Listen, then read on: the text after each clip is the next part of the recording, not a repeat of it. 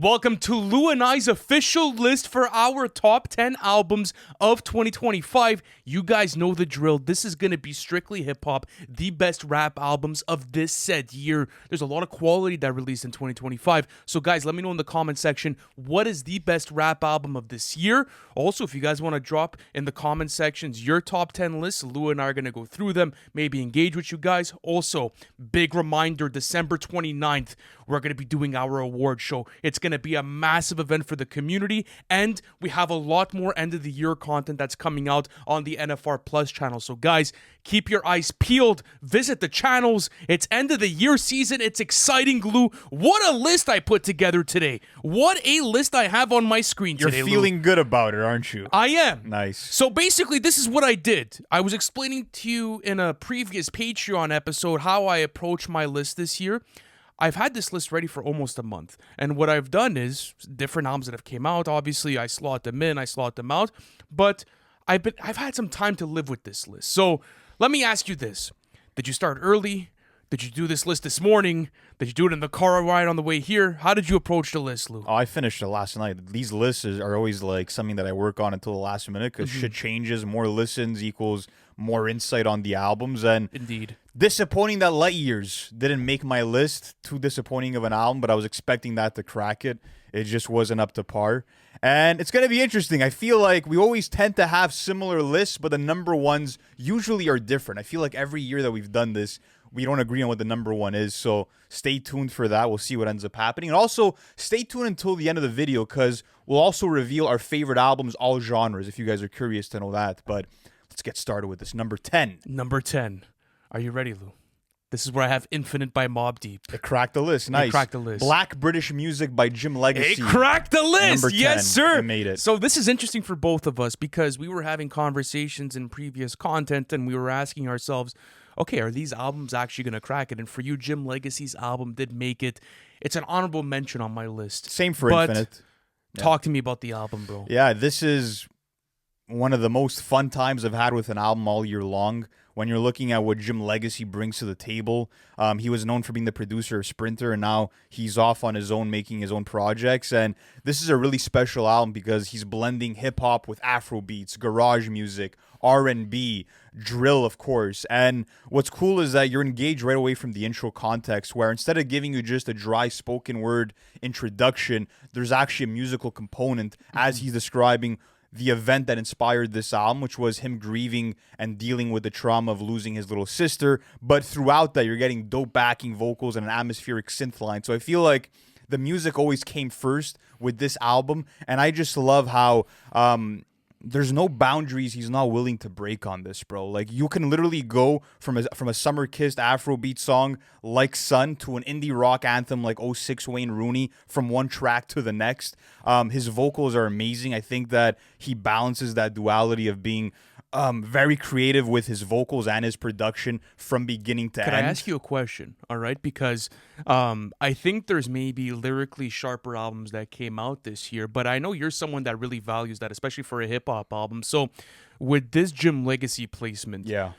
was it just the balancing act that made you put this into the top 10 list where you were like, man, I'm getting so much flavor, I'm getting so many different sounds, he's a great vocalist, he's also a really solid writer, but it's like, this is the perfect blend of everything I want out of a rap album? Well, I mean, yeah, I think that there is lyrical substance, though, Of with course this there album, is, right? yes, Like, but- you go to a song like Issues of Trust, for example, and you're getting a really personal storytelling cut that is deeply emotional, where he has lyrics like, since you left our lives, I'm blaming myself for all the things I said and never said.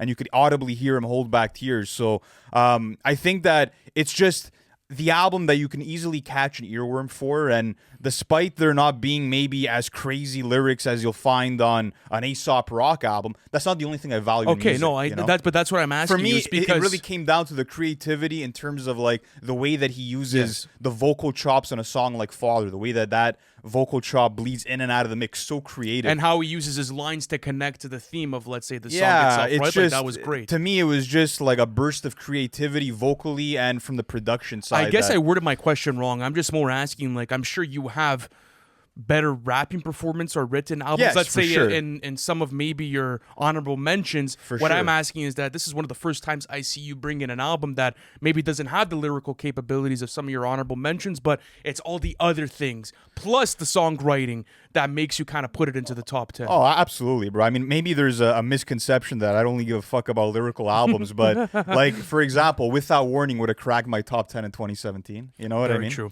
But yeah, talk to me about Infinite, which was hard to leave off, but yeah. I just feel like going through this album, especially after this, legendary 2025 Mass Appeal run, this was the album that really best captured, I feel like, that old sound that they were trying to go for. This and Cabin in the Sky, I think, were the best two albums of the entire run. I ended up going with Infinite because going into like this ninth and final studio album, for me, it was the perfect send-off to one of my favorite hip-hop groups of all time. Going on to like these Prodigy verses and feeling like, these were delivered here in 2025 to me felt magical. All of the moody textures and all the dark, grimy beats that you're getting from Havoc and The Alchemist, it felt like the 90s again. Going on to songs like Pour the Henny, Easy Bruh, some of my favorite cuts of the entire year. And it's interesting because, they recaptured that Queensbridge menacing sound, bro, that they birthed back in the 1990s. And we have big, there's fans, there's one of our friends, he's a huge fan of Mobb Deep, grew up listening to them in the 90s, and when speaking to him about this album, he agreed. It's like this sound really recaptured what it was like listening to this back in the 90s and back for New York hip-hop. I also think it's a very important album for hip-hop this year because if you're someone that's maybe not hip to their catalog, this could be a great segue into the rest of their catalog, and you'll fall in love with one of the greatest duos that have ever existed within this genre. I also love the concept of this album because it feels like not only is Havoc and Al trying to keep, the memories of alive of Prodigy, but it's sort of like this infinite full circle moment within the album where you can't fuck with the legacy, bro. You can't fuck with the spirit of Mobb Deep. It will always be alive, and their impact will always be recognized on hip hop. So everything considered, some of the best verses I've gotten all year out of a hip hop group, considering their comeback and seeing that rare form, to me, they kind of did the same thing as Clipse this year, bro. I have to say it. Like, it was really a special album. Whoa, slow down there. No, I don't know about doing the... Bro, they hadn't released a studio album in years, Lou. It's been listen, it's been 10 years I'm just plus saying, they haven't released an album. I don't think it's like they're doing the same thing as them in terms of reaching that level of quality, but doing the same thing, yes, in terms of having a successful comeback. I'll give you that. No, I didn't say the album is as good as Let God Sort Him Out, and you're going to see that's the reason why I have that album much higher on this list. For sure. But at the same time, everyone gave Clipse their flowers for making a ridiculous comeback this year, and I feel like Mobb Deep deserves their flowers for doing the same thing. Number 9 picks, an album I know you won't have on your list. Lotus by Little Sims cracks I number don't 9. have it. At number 9, The Sword and Soaring by Navy Blue, his 8th studio album. Yeah, so I guess I have 2 UK rappers back to back on this list. That's the way that it fell. Shout out to the UK, by the way, for this year in general. The underground scene has been really bubbling up, and you had a lot of their best artists emerge with great albums all year long. But yeah, Lotus by Little Sims, again, dropping one of the most cinematic and raw-sounding hip-hop albums of the year. I like this album a lot because I feel like it has that fiery passion in the performances from Sims that you would have gotten on Gray Area, but it also has that orchestral-driven production that we fell in love with on an album like Simbi. And this was her first album without her main collaborator Inflo, and she proved that her taste and curation is still top tier. Now working with exec producer Miles James, you have a dark, slow-moving soundscape filled with live orchestral instrument and set pieces, groovy bass lines, excellent drumming from the likes of Morgan Simpson and so many others. And this just felt to me like maybe her most visceral and personal album, and it felt guided by just these reactionary emotions of betrayal, of anger, of clarity after her musical partner Inflo, as the story goes, allegedly stole $1 million from her after he never paid back a loan that she had given him.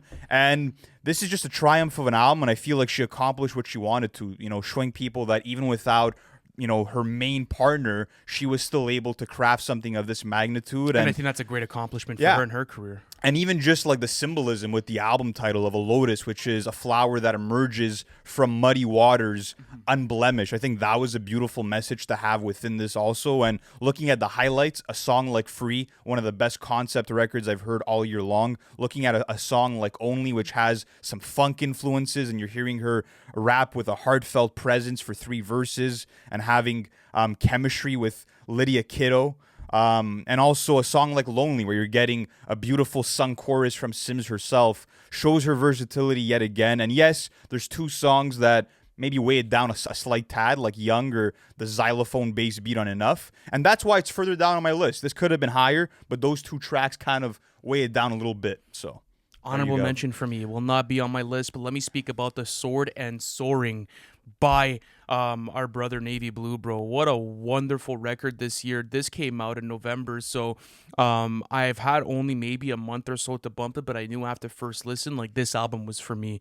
16 tracks, clocks in at 44 minutes, and it's a very therapeutic soundtrack. And it's interesting because this, the concept of the album is you have the sword, which is kind of like all of the wars and battles that you face within everyday life and all of the everyday struggles that you go through. And then the soaring aspect of it is kind of like the heavenly ascent, right? Like kind of being connected to your spirituality and trying to find your faith in God within, let's say, your everyday life. And I love that. Everything from the honorary track for Kindred Spirit, that was beautiful. All of the all of the writing within that song itself was extremely beautiful to see, especially for someone that we lost recently, like Ka, legend in this game.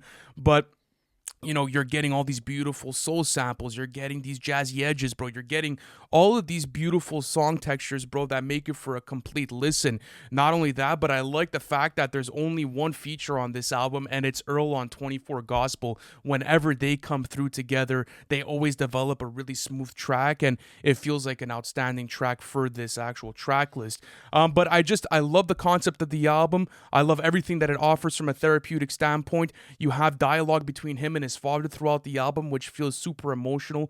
Great concept throughout that. And there's also, Navy Blue dealing with a lot of grief, bro, from family members, and him trying to recollect his thoughts and kind of get through this period. So if you guys haven't listened to it yet, because it just dropped, I would definitely do so. It's one of my favorite albums of the year, and it had to make my list. Yeah, it kind of went under the radar, it felt like, after it came out. Should have got to more conversation. And what's interesting is that, especially with the Ways of Knowing that dropped back in 2023 and previous albums, I think this is one of his most conceptual albums that he's put together yet. And I think if you're a fan of that type of hip hop and you like Navy Blue's writing, this is going to be a favorite for you, bro. It's impossible you don't enjoy it. All right, number 8. God Does Like Ugly by Jid. Wow, number 8. I have Gollywog by Billy Woods, bro. That's where I'm gonna put it. So yeah, speaking about Jid, listen, I think a lot of us were hoping for this to maybe be a level up from the Forever Story, because that was kind of the trajectory of Jid's discography, where he seemed to be improving with every album that he was putting out, obviously evolving as an artist. And this was more of a lateral move, but this was more of a reminder that he is still one of the best rappers alive and that he's still one of the best album makers in the game. And right off the bat with You Ugly, he's showing you that he's a wizard when it comes to that flowing department, bro. One of the best at it. I love when he takes creative risks on this album, on a song like Glory, where he's rapping over a gospel choir and over the backing of trap drums, or him attempting a new aggressive cadence on a song like Community, or him making an Atlanta bass track like Skate, and switching up the album's vibe kind of just out of nowhere. Also love the storytelling on the banging G's, the chemistry and the rhyme schemes between him and Vince on VCRs. The adrenaline-filled On McAfee was another big highlight of Blue, which I feel like connects a lot of the dots for the main message of the album, sort of about how repentance is a continuous process for the human being. And the reason it's on higher on this list is that middle section where we got more melodic outliers that don't really feel like they're connected to the larger message at play. That being said, I really fuck with Wholeheartedly with Ty Dolla $ign and Black. I thought they all had great melodic performances throughout that, and that became a massive highlight for me. So, loose concept album from Jid, reminding us that he's one of the best MCs in the game. And I just like that message that God also favors sometimes the righteous, but also the flawed people, the ugly, the evil, and how greatness can come from a place of messiness and beautiful ugliness. So musically, rhythmically, a serious album that had potential to be more compact and to be higher on my list. There we go. All right, let me go on to Gollywog by Billy Woods.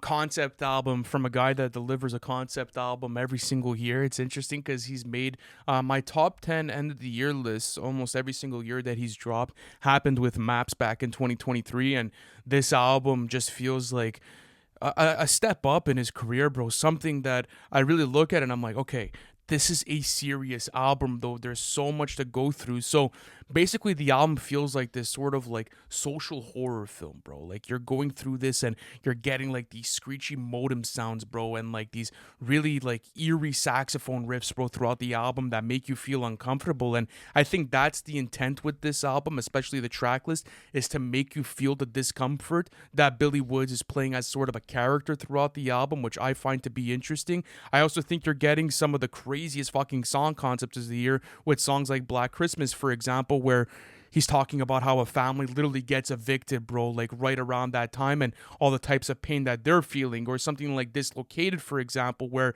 you're getting like this police brutality sort of like imagery and the fantasies that come with that, bro. It's a fucking weird album when it comes to the writing. It's super dark, and I just think he did it again, bro. He's someone that does not sacrifice any of his runtime on his album. Even though this is a longer album in runtime, I actually enjoyed that he went all out with this concept and he did not hold back, bro, especially on the writing of this. So if you guys want to check it out, Gollywog by Billy Woods, one of the best albums of the year to me. Number 7, The Sword and the Sorting by Navy Blue. Okay, you brought it in. Fire. 7, Live, Laugh, Love by Earl Sweatshirt. That's going to be my 7 placement. All right, so yeah, Navy Blue just seems to be getting better and better, bro. Do you agree with me that really it might be I'm one at. of his best written albums? I think it might be my favorite album that I've heard from him up until this point. I feel like it's his most introspective album yet. I feel like it's his most ethereal sounding album up to this point. And I love like just the small details in terms of how he really went about crafting this. Like, for example, the album forms a perfect loop. If you play the intro, you'll hear the sound of like wind blowing, and the outro also ends with that sound of wind blowing. And I'm like, this is maybe like the presence he feels of loved ones that have passed away that are still around him and connected to him. That's my interpretation. But that being said, this is a nurturing album. This is an album that has like very therapeutic, very self-care driven, and I think that's the beauty of it, is that anyone listening to this, even if you don't like this style of lyrical poetry-based hip-hop, you will be able to relate to this. Like, this just relates to any and every human. That's kind of how I feel about it. And how could it not, with lyrics that are so intimate, like the construct I deconstruct, I reassemble time, I felt some hellish lows and heavenly highs, everything I think I know I set aside, karmic balances, the debt is mine. Absolutely unreal. And I love his chill, laid-back presence on these performances. I know he gets labeled as monotone, but the performances never feel flat, bro. They always feel like there's some emotion being evoked out of his vocals. And I love just the different topical focus, from the self-healing to a song like God's Kingdom, where he's mourning the losses of his aunt and his uncle over a beautiful jazzy backdrop with this nice piano progression. The production on this album is also fucking phenomenal, bro. It's so soothing. I could listen to an instrumental version of this album and be satisfied by the end of it. He produced a quarter of the album. Yeah, and shout out to child actor Animos for the other beats.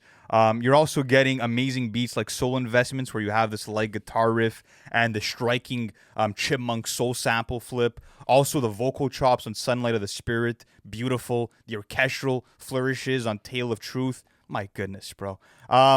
16 tracks, flies by, beautiful listen. I think that if he had a bit more variety in terms of the vibes and the flows, maybe it'd be a bit higher, but still, not many complaints with this. One of the strongest of the year.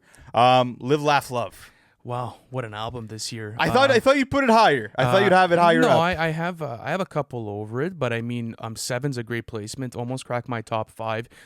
This is Earl's 5th studio album this year, and I feel like it's a big outlier within his catalog, because if you ask like the casual rap fan, Lou, what is Earl known for? You know, a lot of people will say, well, very depressive lyrics sometimes, you know, very like dark and sort of psychedelic beats. Because that's what And he was living at that time. absolutely. Yeah. And he's someone that, you know, pours a lot of emotion and also like a lot of introspectiveness into his lyrics.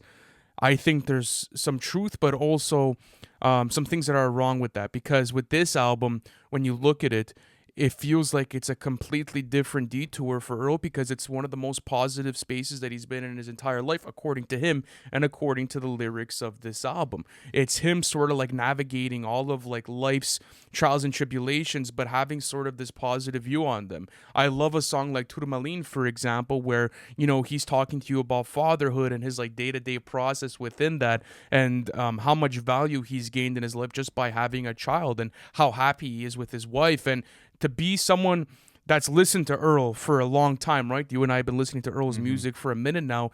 To see him in this positive headspace and to see him just be in this fucking beautiful place in life is not only inspiring, but you're genuinely happy for Earl after listening to this album, because you could finally tell yourself, well, fuck, you know, he's made it past all of the dark content matter, and now he's focusing on fatherhood. It's a mature album for him. Yeah. But he also accepts that, you know, there's going to be dark times ahead as well. When it comes down to the production of this album, you already knew with Earl's like previous beat selections that this was going to be fucking crazy. You know, producers on here like Black Noise, Navy Blue, Child Actor, Theravada, like all of these types of different producers that could come in and make you this jazzy, lo-fi sort of also psychedelic soundscape that Earl's able to pour his heart out over. So when I look at this as far as like a complete package, and as an Earl fan, I'm happy with what I got this year. Shout out to Earl, bro. It's a beautiful fucking album. Shout out to Earl. Number 6 from the private collection of Saba and No ID. Number 6, God Does Like Ugly by JID. Okay, This a bit is where I have higher it. on the list. Okay, interesting. Well, maybe 2 placements. I think you did a great job at explaining it, but the reason why it didn't crack my top 5 is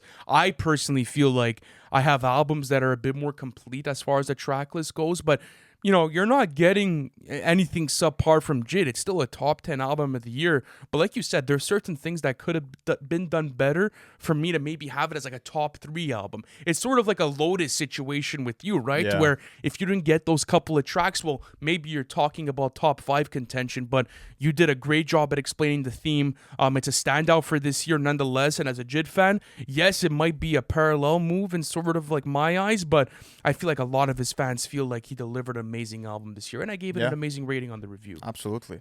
From the private collection of Saba and No ID, this was in the works for a long time. I had high expectations after A Few Good Things, after Care For Me, and just the amazing catalog Saba had built up, and to see that he was going to be linking up with a fellow Chicago artist, one of the most legendary hip-hop producers ever, No ID. The expectations were high, and they met them for the most part, bro. I mean, this is a beautiful album. I love just the variety of these unique No ID beats. I love that you're getting a mix of R&B and neo-soul within this world of hip-hop, and they seamlessly, you know, switch between these genres and fuse them across all 15 tracks on here. I love that you're getting, you know, different sides of Saba in the sense of on some tracks you're going to get a more, I would say, freestyle type of version of Saba on like a Woes of the World, for example, where he's just spitting, he's talking his shit, he's kind of like demanding more recognition. And then you have songs like How to Impress God, which conceptually are genius, are original, and I think that's sort of why I like this album. I said this in the tier list video too. It's just a balancing act of getting, for example, a 2000s R&B chord progression on a song like Crash, but also getting anthemic rap songs like West Side Bound Part 4. You have slow tempo beats, you have fast tempo beats. The balance of live instruments, but also fire samples from No ID, like the Janet Jackson one that you hear early on the album. The hooks are also really solid by Saba. He's always been underrated for his hook game. And yeah, I just love all the collaborations from BJ the Chicago Kid to Jordan Ward, Aaron Allen Kane, Kelly Rowland, bro. so many great collaborations. Not an album that I think is as strong as the others on my list. I feel like I felt very comfortable having it at this spot, but still one of the best of the year. Well, very similar spot for me. Going on to my number 5 from the private collection of Saba and No ID. What do you have at number 5? Number 5, Live, Laugh, Love by Earl Sweatshirt. Beautiful. Okay, so let me just sort of join in on the Saba conversation. I love what he was able to do as far as like a balancing act, because like you had said, when you look at Wolves of the World, where he's sort of talking about his career, the hustle, the vulnerability that comes with being an artist, it has like sort of like that more free associative sort of writing style, and then you go on to How to Impress God, and you get those types of concepts. I feel like as a Sabbath fan, I got everything I wanted from him, right? Like it wasn't too conceptual, but at the same time, it was still very conceptual, where he's trying to portray, where he's trying to portray a message, and he's trying to give you introspection for your own life. And then to be able to see No ID create over like sort of 100+ beats for this album and sort of blend it into one track list, to me was fucking genius. He said himself, as a beat maker, he tried to push himself to a different area with this, and I think we need more of this, especially like regional duos where you get this iconic producer, No ID, that's ushered in some of Chicago's best ever rappers and some of the genre's best ever rappers. And he's like, okay, you know what? We're going to do this with Sabbath, someone I believe in the Chicago scene right now, and someone that's really stuck to his roots as far as a Chicago rapper goes. And even if you're a fan of Pivot Gang, for example, you're going to get those types of vibes on the track list, from the features to the production credits. All around, though, just what a fucking album. It really is. You know, it scored a 90% on Metacritic, bro? It's awesome. One of his most critically acclaimed albums. Yeah. And I think that it's for a fucking good reason. You go into this, you're going to be impressed from start to finish. Shout out to Saba and Noah. There's definitely been more of a regional push in hip-hop as of late, and that's a beautiful thing. Looking at GNX and that West Coast resurgence, looking at what Metro Boomin did with Atlanta. It's been cool to witness for sure. Number 5, though, Live, Laugh, Love by Earl Sweatshirt. This was one that I could have even had higher on my list. Absolutely love this album. I think that it's one of Earl's best, and it's cool because, as I've said in the past, it really is an antithesis to some rap songs where they are similar in the sense of like the songs play out like these fragmented thoughts from Earl and the state of mind that he's currently in, but it felt like some rap songs existed in this bubble of sadness, whereas he was dealing with, depression and the loss of close ones. But instead, this time, the album exists in this bubble of happiness, really, where he's celebrating new life, he's celebrating fatherhood, like you said, and you're getting some of Earl's best ever songs here, bro. You're getting his signature rap style, where he's giving you these poetic metaphors, the esoteric bars in pretty much every verse, and I feel like he is taking some risks, for better or worse, vocally, which was exciting to hear. It made it a bit more unpredictable. For example, the muffled delivery on Live, which I wish wasn't what it was, but also the charged up energy on a song like Static, or him belting out a singing performance on Tourmaline, which was an unexpected surprise that really paid off. That's one of the best songs on the album to me, bro. Absolutely. I even love the messages on songs like a Crisco, for example, where he's rapping about wanting to be more spiritual, wanting to spend more time in prayer. Also rapping about overcoming depression and how he hopes his fans can do the same on a song like Exhaust. Also, the production on here, bro, is fucking unreal. Getting the 70s soul sample vibes, getting the unorthodox, hypnotic samples, the glitchy chords that you're going to hear throughout this. Sound effects like cars zooming by on a song like Forge. African vocal samples, and hearing an oboe on the navy blue produced Well Done. Like, it's just unreal. It's unlike anything you're hearing production-wise in 2025. And to me, this was like the definition of this is the most concise an album could be this year, bro. Literally 24 minutes, 11 songs, no filler. Fucking Earl, man. I'm happy that he's reached this point in his career, and it's a full circle moment for his catalog. It really is. That's why I had it so high up on my list, bro. Like, especially as an Earl fan, seeing like all of the lyrics that he poured into previous projects, and like you said, those albums really existed in a very negative, point in his life. To see him now be a father and sort of find faith in God and sort of find love with his wife and just being on a new chapter as a whole, it's fucking sick. It really is. All right, number 4. Magic Alive by McKinley Dixon. That's where I have it. W. Balloonerism, Mac Miller, number 4. Okay, very interesting. So I feel like we're probably going to have these swapped, low-key. Maybe. But with Magic Alive by McKinley Dixon, one of the great concept albums of 2025, it was interesting because McKinley Dixon has been delivering great studio albums for the past 5 years. This was your number 1, I think, at the halfway year mark. Was it was. And it's interesting because the more that I listened to other studio albums, I kind of did like a shuffle. But I will say this, my 4 to 1, for me at least, it might be different for you. I always do kind of say this, but they strive in different areas. Mm-hmm. I do feel like this is one of the best concept albums of the year, if not the best, because you get McKinley Dixon attacking this concept from a perspective of grief, but trying to revive the memory of his departed friend through the sounds of music, and creating that magic and that soulfulness that will sort of like transcend his friend forever and make him feel like, okay, like we did something good, you know. And I also feel like when listening to the production of this album, you get this live big band jazz feel throughout the entire project, and it's fucking incredible, bro. It really is. Especially someone that enjoys jazz music, like this is something that you're gonna want to go back to all the time. You're getting McKinley Dixon tackling concepts of grief, you know, looking at his memories of his friends, the faith that he has in God, and the power of storytelling as kind of like this magical remedy, bro, that's able to heal all, even a deceased life. And I think it's so interesting to attack it from this perspective, because when you look at the track list, it's concise. He doesn't steer away from the concept whatsoever throughout the entire album.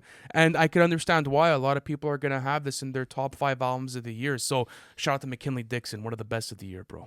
Balloonerism, Mac Miller, an album that was made over 10 years ago, that was released in 2025. There was a bit of that debate of like, does it make sense to include it? But if we're not going to celebrate it now, when are we? You know what I mean? The world has it now. It feels like the right time to give Mac Miller his flowers. And man, the estate is just doing such a great job releasing intentional albums that he worked on with so much care, so much love. And this album, like a lot of Mac Miller's discography, it feels like another slice of his mind. You know, it feels like you're entering the darkest but most open part of his psyche, and it feels very much like a companion piece to Faces, which was made around the same time, where you're on this long psychedelic drug trip with Mac Miller as he's navigating his life and where he wants to go. Tough listen, because when you go through the lyrics, a lot of these tracks do sound like these cries for help, where he really wants to let people know what he's going through and that he's not in a good place. I feel like the most alarming aspect of all of that is just the way that he romanticizes the drugs and the substances that he is taking. What I appreciate about this album, though, within the production, was that it just is so easygoing. It's an album that makes you really absorb your surroundings, bro. The beats are all so meditative on here. Like, for example, getting a quirky organ riff to getting his backing vocals echoing to psychedelic effect. The production's all open. It's very loose. You're getting chill guitar riffs like a song on a song like Stoned. And I just love from Mac Miller the blend of singing and rapping on tracks like $5 Pony Rides and Miss Deborah Downer, and that blend, that signature blend of vulnerability but also humor from Mac Miller on a song like Funny Papers and Transformations, where you even hear from Delusional Thomas. Also, again, just songs that resonate emotionally, like his introspection on what happens after life's over on a song like Rick's Piano, and the heart-wrenching ending of his phone getting calls and it goes unanswered. Incredible. I listened to this album, bro, and I just hear an artist who felt like he was able to create freely, who wasn't really trying to appease his fan base necessarily, wasn't trying to appease the charts. It felt like all of this came about naturally, bro. It's music that sounds so free and organic, and it further cements Mac Miller's beautiful legacy, bro. He did it again with this. He definitely did, but let's go on to the top 3 albums of the year. At number 3 is where I have Balloonerism by Mac Miller. That's where I have Magical Eye, McKinley Dixon. So yeah, let's pick up on the Magic Alive conversation. You're a huge fan of concept records. I know I am as well. It's a big reason why we're still listening to this genre. What do you feel like McKinley accomplished this year with this album? Very ambitious concept record, right? The idea of him and other friends working together to be able to revive their friend through the power of music. That's such an interesting concept. It's such an interesting concept. It's almost like a fairy tale type of concept, and I like the idea that it's sort of like this. It feels like he's in the bargaining stage of grief, where there's like that childhood innocence of like, you know, we could bring him back, and, you know, going back and rapping about like the blocks they used to hang out at and the memories that they shared. Beautifully written, and it has that childlike innocence like I'm talking about. And he portrays that so well throughout the album, right? Where you get certain writing cuts and he's talking with his boys and they're trying to get him alive and they're trying to like make this whole thing reverse. And then by the end of the album, they sort of realize like, hey, like we could do it, but it won't be in sort of the way that we thought. So yeah, there's no real ending to the narrative. That's what it is, right? And I think that's what kind of got me interested in this concept. To be quite frank with you, was I was listening to it and I was expecting to maybe have like this grander dramatic ending, but it's a bit loose ended. Yeah. And I think that it's also a message for like the everything lives on forever to a certain extent, right? And I think that's what I really got out of this album, especially towards the end. Sequencing's fantastic on this. I want to Incredible, talk bro. about that. Sugar Water from the very jump kind of sets up their plan to revive this friend. Then you have Run Run Run Part 2, where at the end of the verse he'll say the word outside, and then bang, the next song is We're Outside Rejoice. So very intentional sequencing, which is always something that I appreciate. The production, like you mentioned, very lush, progressive live jazz rap album. One of the best that you'll hear. He did it on Beloved Jazz Paradise. He did it again on this one. Can I ask you a question about this, actually? Because I was seeing some dialogue on Album of the Year about this album, and some people were having the comparison to that this feels like not as good as To Pimp a Butterfly, but for like live jazz like production, bro, on a rap album. Do you feel like it's up to that standard, bro? Like as far as like what you've gotten from previous albums? I think it's on the upper echelon, of just like in general of live jazz, like hip hop. I think it's really like on that pantheon sort of list, you know what I mean? But I also I appreciate McKinley Dixon as a fresh voice for hip hop, bro. Like thinking about all the different lively tones that you're getting from him on this album, the different flows, it all felt exciting to me. I want to hear more from him. So yeah, immaculate production, amazing rapping, incredible features like the Blue feature that you spoke about being one of the best of the year. I love how McKinley speaks about like, you know, looking to him for guidance as he has his poster on his wall, and then Blue kind of comes in and reassures him. And kind of passes him the torch, bro, and says like, you're in the same state of career that like I was in when I was doing this like in the mid to late 2000s. Great full circle moment. Honestly, like this album is definitely an album of the year contender. Yeah, but big time. Balloonerism, man, as Mac Miller fans, dude, it was just such a fucking pleasure to get this. Shout out to the Mac Miller estate. Shout out to Warner Records and everyone that showed us love for, you know, kind of doing coverage on the album and doing the live album reaction. We have, I believe it's somewhere there, actually, the Balloonerism vinyl that they sent us over. Anyways, it's probably going to go up in the studio at a certain point, but this felt like an album that was supposed to be released live, bro. I'm going to be honest with you. Like, I know that it was supposed to release back in 2015, but somehow, some way, like, this is a great year. This was a great year for it to be released, especially seeing how many people wanted this album. I remember back in the old hip hop Twitter days when people were like, dude, you know, Balloonerism might be coming out. There was the lead track list. Remember that whole thing back then? And, you know, I was just there and I'm like, fuck, like, are we going to get it? Didn't end up happening. But regardless, now we're in 2025 and we finally have this track list. And people don't give enough credit to Mac Miller for creating conceptual records. I think this is one of the most conceptually forwarded albums that he's ever put out in his discography. And I think as a posthumous record, once again, they have done a great job at keeping his memory alive, bro. And going through this, like you said, there's a lot of cries for help, but there's also a self-acceptance of him being someone that's a user and someone that's going through a day-to-day like sort of process as a user. And you start to see all of like Mac Miller's perspectives, positive and negative, of being in this sort of state of mind. And if you're a fan of Faces, to me, it's like, how aren't you going to be a fan of this, right? Because Faces is a lot longer in length, has sort of a mixtape vibe to it, is maybe a bit more accessible, This is really focused in, bro. And I love that he really honed in with only a couple of people on this, whether it was Thundercat for all of the beautiful bass lines that you're getting, or whether it's SZA's backing vocals, bro, on a couple of different tracks on here. This is arguably one of his most conceptual and focused track lists in his catalog. And to get that in 2025 is a fucking blessing.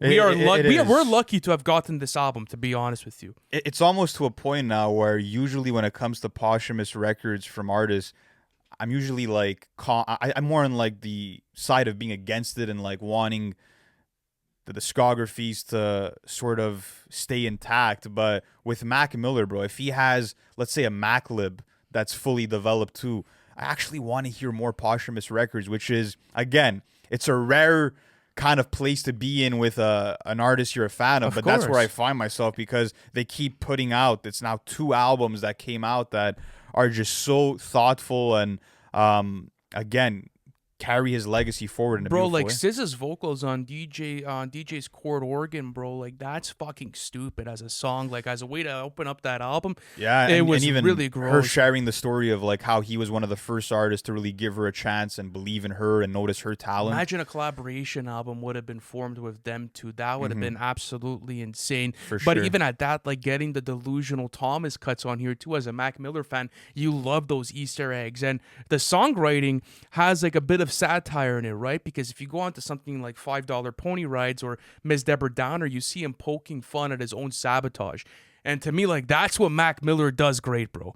He's someone that, like, is brutally honest with his addiction, someone that's brutally honest with all the negative shit that's in his life. But at the end of the day, there's always an underlying message of positivity and hope, bro. Yeah. And you'll find comedy throughout that. There you Balloonerism, go. top 3 lock for me. Before we do our top 2, let's bring in the honorable mentions earlier. Yeah, you guys know what those are. But You guys know what the top 2 are, and you know what? We're going to do something which we usually don't do. We're going to review the top 2 at the same time. I think it makes sense for the sake of our conversations Yes, to do it that. does. But honorable mentions for myself, Showbiz by Mike, Marco Plus versus the Underground by Marco Plus, Infinite by Mobb Deep, Cabin in the Sky by De La Soul, came close to cracking the list, Bookmark 2 by My Name Isn't J-Mac, Gollywog by Billy Woods, Ego Trip by Jean-Michel and Anthony James, which was my number 1 at the halfway mark That's of crazy. the year. And So what? So like example, like a balloonerism situation, you had it under it at that point. Like, I did. It's the same situation with me and McKinley Dixon, where I had balloonerism below,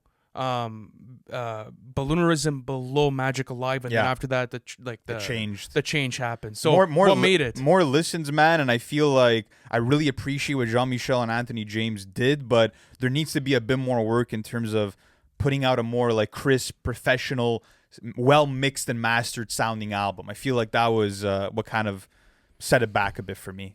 Honorable mentions for you. Me, Showbiz by Mike, Lotus by Little Sims, Black British Music by Jim Legacy, Cabin in the Sky by De La Soul, Bookmark 2 by My Name Isn't J-Mac, Starline by Chance the Rapper, Train Spotting by Conductor Williams and Rome Streets, Mercy by Arm & Hammer, Criminally Attached by Boldy James and Nick Craven, Cushion OJ2 by Wiz Khalifa, Marco Plus versus The Underground by Marco Plus, and Ego Trip by Jean-Michel and Anthony. So overall, like a lot of these albums maybe could have taken over Infinite. I do feel like Infinite is better than these albums. But all right, the number 1 and 2.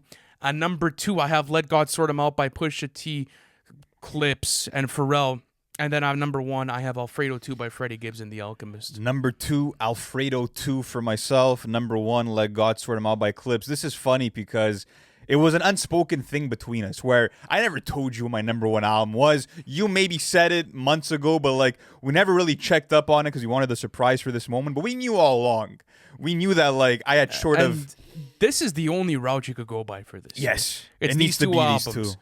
Either 1 or 2, whatever you want, and it depends what you value. It depends what you like. And this is honestly, to me, it's a subjective take here. It's what did I enjoy more over the course of the year, and then I want to have the debate though. I want to have the Okay. debate with you, right? So- Album of the year debate. Let's do it. Alfredo 2 or Let God Sort 'Em Out. I think that with Let God Sort 'Em Out, the reason why it's a stronger album, I think that the beats are a bit more obscure, right? Like looking at like the samples on a So Be It, for example, and getting this Saudi Arabian sample flip and the reversed 808s. I'm not hearing anything like that. Same thing with Mike Tyson Blow to the Face and the way that you're getting this sample from an old meme video and the way that is a stagnant sort, not stagnant, but a steady part of that beat. Incredible. I think that when you're looking at the top 10 songs of the year, my entire list could have been Let God Sort 'Em Out. I think that it has higher highs looking at So Be It, looking at Chains and Whips, looking at The Birds Don't Sing.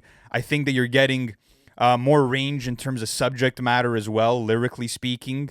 And when it comes down to it, every single line is a fucking bar on Let God Sort 'Em Out. If we go bar for bar, you cannot convince me that Freddie Gibbs did a better job. Bro, absolutely, No, you can't. dude. Yeah, going on to songs like Mar-a-Lago and like The Assassin, like lyrics Show me that the you're bars. getting on there, bro.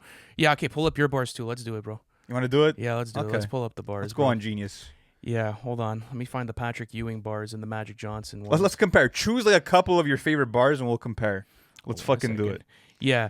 Don't look past the hole like I'm magic, behind the back like Patrick walked away from multiple crashes, but it ain't check my status, bro. Like, I like the wordplay there. I like the nods and the cultural references on Mar-a-Lago. Felt like it was some of the strongest. Let's of the go year. bar for bar. I'll give you one. Yeah. Shotgun with your ex feels like Malcolm's near. Sitting shotgun, like double entendre, sitting shotgun with your ex, but also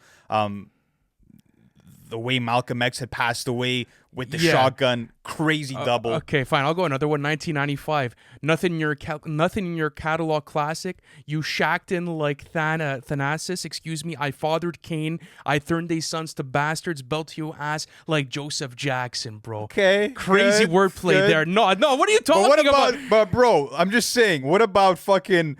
You ain't believe God did. You ain't Khaled, all black, back to back. This ain't traffic. Can't wrap your head around that. You ain't Arab. Are you kidding me, bro? All There's right. levels to this. Yeah. Hellraiser sat at the table with some elite gangsters. Deep Favors gave the best dope I got. Bitch, Anita Baker, bro. Serious. Anyways, It's good. bro, It's good. we could do this, dude. We could go all day long. But the reason why I had it, and honestly, bro, these albums are neck and neck with me. I felt like back in October, I might have said Let God Sort Him Out.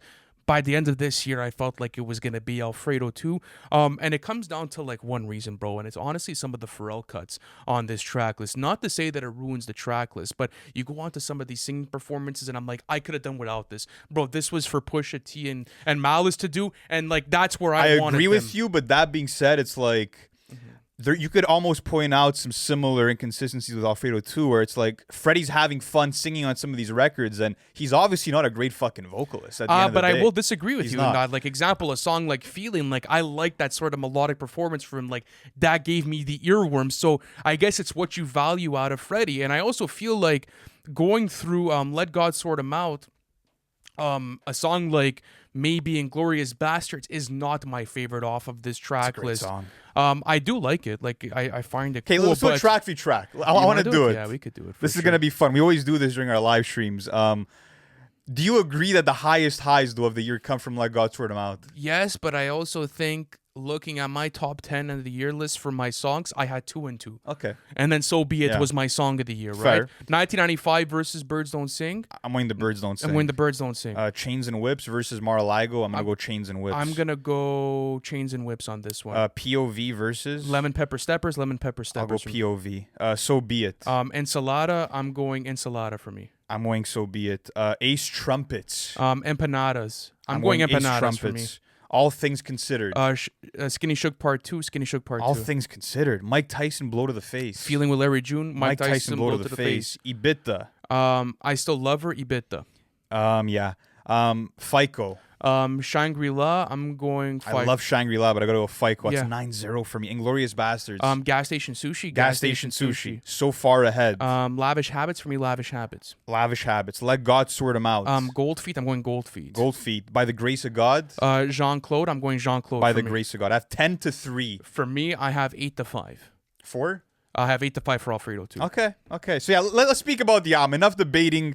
Let's speak about the placements of these albums. Yeah. So okay, what is the strongest aspect of Let God Sort Him Out to you in your eyes? Like, what is the undeniable fucking factor of this album and why it should place in everyone's top end of the year lists? This is a unicorn in the music world, bro. This is something mythical that you don't think you'll ever witness. And when it happens, it's just You fucking got the it. unbelievable beauty is fucking glaring at you right in the face, bro. To get the return of one of the greatest hip hop duos of all time in Clipse coming back after a 16-year hiatus, reuniting with Pharrell, who was at the helm of their production from the very beginning, and them rapping like no time has passed, still sounding like they are in their prime, bringing back that gritty, clever street storytelling and showing off their immeasurable chemistry, like how they share a verse in the title track. It's mind-blowing, bro. This is something that usually doesn't happen. This shouldn't happen for rappers in this stage of their fucking careers, bro. And I love that they evolved, bro. They showed growth. Looking at a song like The Birds Don't Sing, you've never heard a Pusha T or a Malice rapping we spoke with about that subject matter. extensively this Also, year. but like that was a continued theme on the album. Even looking at All Things Considered, bro, you have Pusha T rapping about wishing that he could kiss his mother on the cheek again, and like his relationship with his son, and it's again, it's this matured, fresh perspective that you haven't heard from him. The same way that Malice came back, and yes, he's still giving you those amazing coke bars and coke wordplay, but now he has this moral compass as he's, a man of God and has that faith so close to his heart. So you're getting Clipse that is more nuanced. You could almost say that this is like the peak version of Clipse, bro.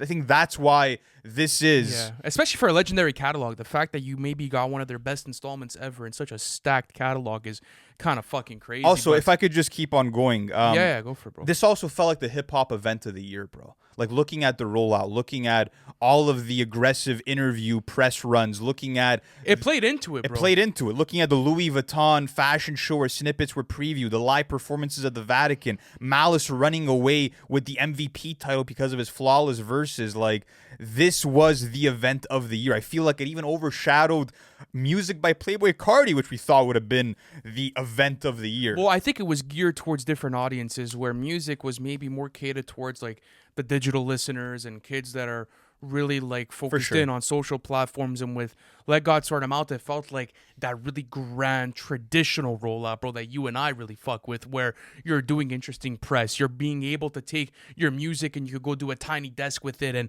it's like, whoa, this sounds just as fucking good as it did on the record. Like, those are the things that you and I like, and it's almost a lost form. But I think what they did so well is they made me realize the form was never lost, bro.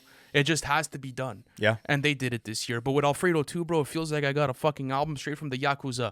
That's the vibe of this album, bro. That's what I want to give it credit for. I feel like they did an amazing job with the world building of this album. It's the best world building out of hip hop this year, and you're getting all these Japanese samples, bro, and you're getting these abstract sample flips on something like Mar-a-Lago, for example, or Jean-Claude from Uncle Al, and Freddie comes in and he's portraying himself as the fucking gangster once again that we know him to be. And I think that if you fucked with the first installment of Alfredo, if I would have told you back in 2021, let's say a year after the album, where everyone had maybe a full year to experience it, they're going to drop a second installment of this in 2025 that's going to be just as good, but now with more tracks, I would have told you you're fucking crazy.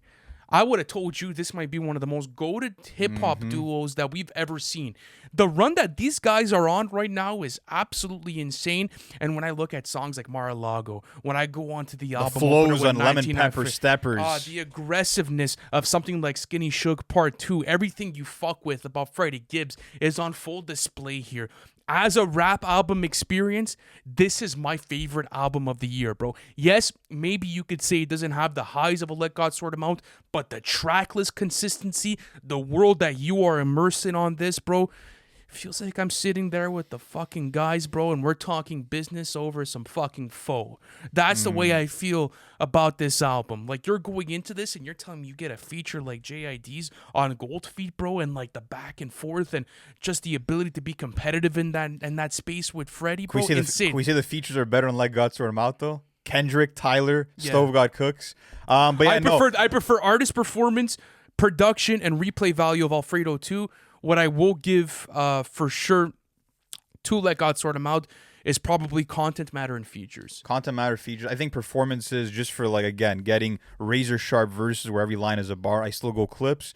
Production, I love what Alchemist did on Alfredo 2, bro. Like, the percussion really felt like present, bro. The drum work was amazing from The Alchemist, but it's like, I've heard these types of beats from The Alchemist and I love them. Like, for example, what he did in 1995 and the callback to 1985, beautiful. But, bro, the creativity and the productions of songs like Chains and Whips and So Be It and FICO and so many more, I can't find it anywhere else. Yes, you can, though. Yeah, on something like Chains and Whips, something that I noticed, the similarity.